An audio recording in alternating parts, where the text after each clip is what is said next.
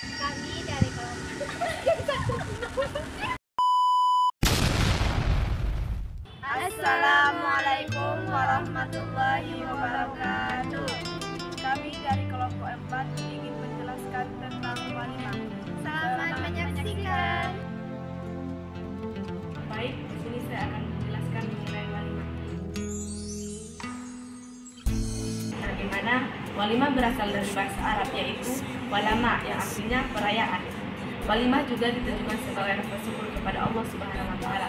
Walimah bertujuan untuk menyampaikan ataupun memberitahukan kepada halayak bahwa sudah terjadi pernikahan.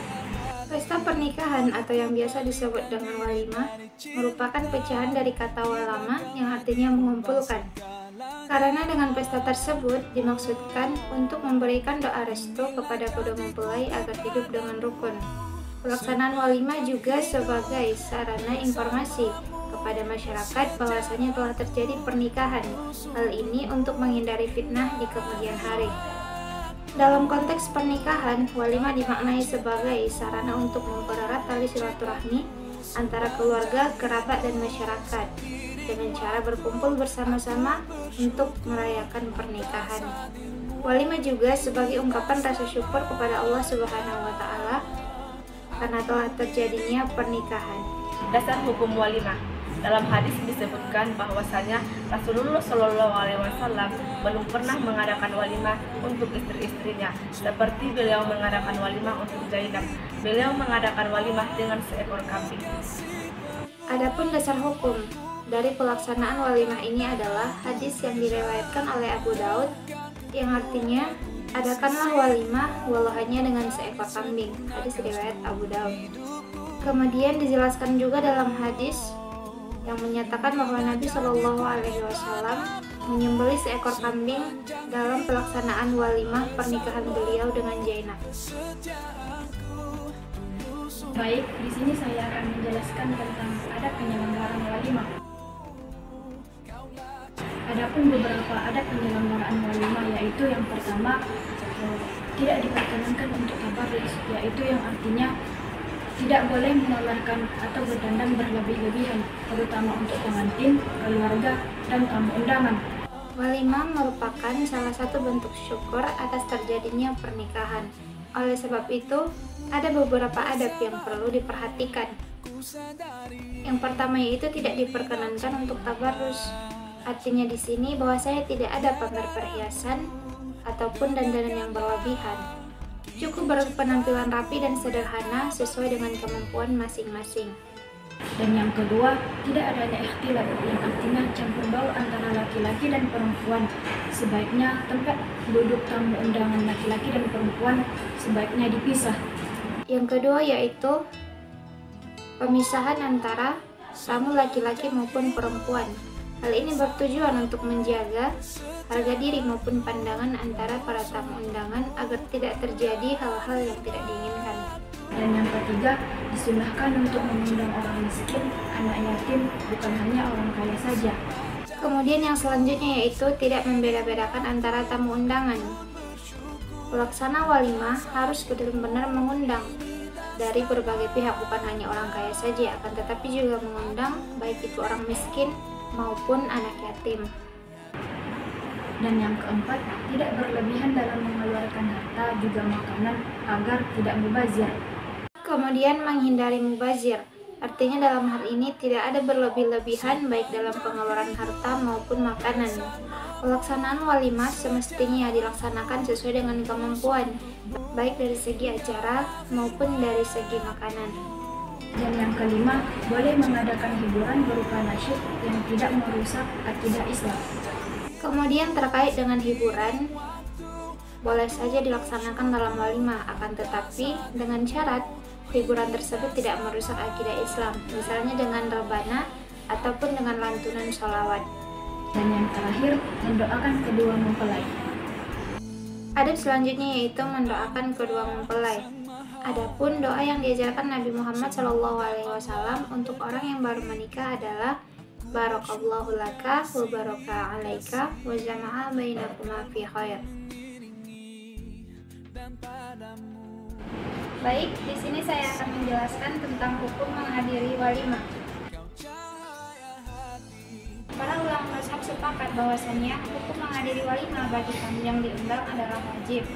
Hal ini juga sesuai dengan salah satu hadis yang mengatakan bahwasannya hak seorang muslim terhadap muslim lainnya ada 5, dan salah satunya adalah menghadiri undangan. Oleh karena itu, apabila memang kita bisa untuk menghadiri walimah tersebut, maka sebaiknya kita datang. Akan tetapi, apabila kita memiliki urusan yang sangat penting atau mendesak, misalnya sakit atau mempunyai pekerjaan yang penting, maka kita boleh tidak datang menghadiri walimah tersebut. Adapun hikmah dari walimah yang pertama yaitu sebagai rasa syukur atas nikmat Allah Subhanahu wa taala melalui akad pernikahan. Dan yang kedua, sebagai media pemberitahuan kepada khalayak ramai bahwasanya telah terjadi pernikahan. Yang ketiga yaitu sebagai sarana untuk mempererat tali silaturahmi antara mempelai, keluarga maupun tamu undangan. Pelaksanaan walimah memiliki banyak sekali hikmah. Pelaksanaan walimah merupakan bentuk rasa syukur pada Allah Subhanahu wa taala atas terjadinya akad pernikahan. Pelaksanaan pernikahan merupakan anugerah dari Allah Subhanahu wa taala, dan walimah merupakan salah satu bentuk dari rasa syukur atas hal tersebut. Dengan mengadakan walimah, pengantin dan keluarga mengungkapkan rasa syukur atas pelaksanaan pernikahan dengan mengharapkan keberkahan dalam rumah tangga dan kehidupan. Pelaksanaan walimah juga merupakan media pemberitahuan kepada masyarakat bahwasanya telah terjadi pernikahan. Dalam Islam, hal ini sangat penting karena hubungan laki-laki dan perempuan diatur begitu baik oleh Islam, yaitu harus dengan melaksanakan pernikahan. Sehingga pelaksanaan walimah ini akan menjadi media pemberitaan kepada masyarakat bahwasanya telah terjadi pernikahan dan diharapkan tidak akan terjadi fitnah di kemudian hari. Pelaksanaan walimah juga menjadi sarana untuk mempererat tali silaturahmi antara keluarga dan masyarakat, begitu juga antara mempelai dan masyarakat. Acara ini memungkinkan kedua belah pihak, baik antara keluarga maupun dengan masyarakat, untuk saling mengenal lebih dekat. Hubungan sosial yang baik sangat penting dalam Islam. Islam menekankan pentingnya untuk menjaga hubungan yang baik di antara manusia. Pelaksanaan walimah juga menjadi wahana untuk saling menasehati, mengingatkan, dan mendoakan. Dalam acara walimah, biasanya para tamu undangan akan memberikan doa kepada pengantin agar mendapat kehidupan yang berkah.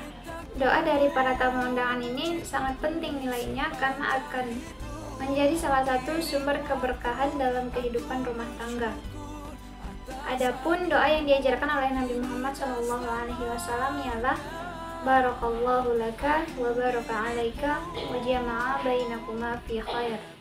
Untuk menghadiri walimah biasanya berlaku untuk 1 kali saja. Namun apabila pelaksanaan walimah melebihi 1 hari, para ulama berbeda pendapat tentang hal ini.